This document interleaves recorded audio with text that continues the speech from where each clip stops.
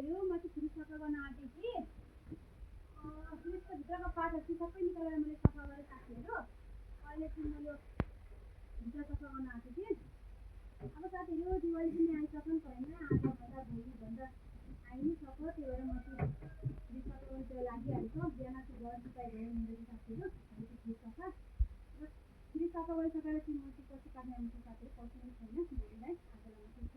मैले त पनि भाँडातिर राख्ने एकछिन सफा गर्थेँ, तर अब छैन पछि नै इम्पोर्टेन्ट हो नि त साथीहरू। त्यही भएर म चाहिँ पछि काट्नेतिर लाग्छु। अनि चाहिँ भोलि चाहिँ सफा गर्नु पुगेँ फटाफट सफा गरिदिन्छु साथीहरू। फ्रिज मेरो यति लेखा पनि छैन साथीहरू। यो मैले अस्ति सफा गरेको छु त।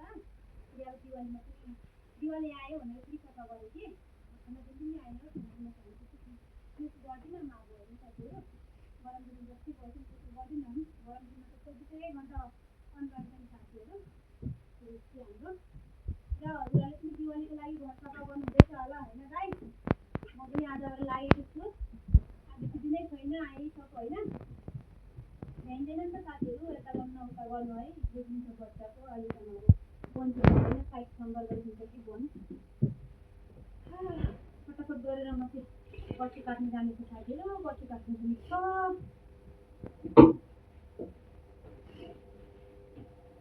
फेरि चाहिँ अब सफा गरिराख्यो भने राम्रो हो नि त होइन साथीहरू। सामान जति राम्ररी राख्यो त्यति नै माने जति जतन गर्यो त्यति नै राम्रो छ होइन, लास्टिङ हुन्छ।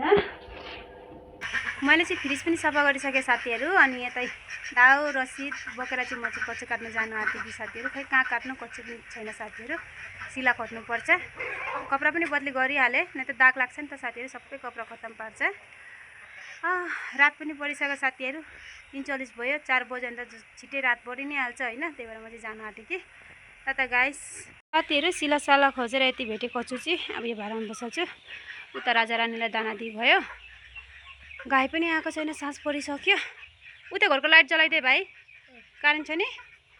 ल त साथीहरू म चाहिँ दाना बसाल्नु पऱ्यो। सिधै कच्चो फ्याँकेर चाहिँ उता राजा रानीलाई दाना दिएँ। राजा रानीले दाना दिइसकेपछि म कच्चो हाल्नु आँटेको भाँडामा।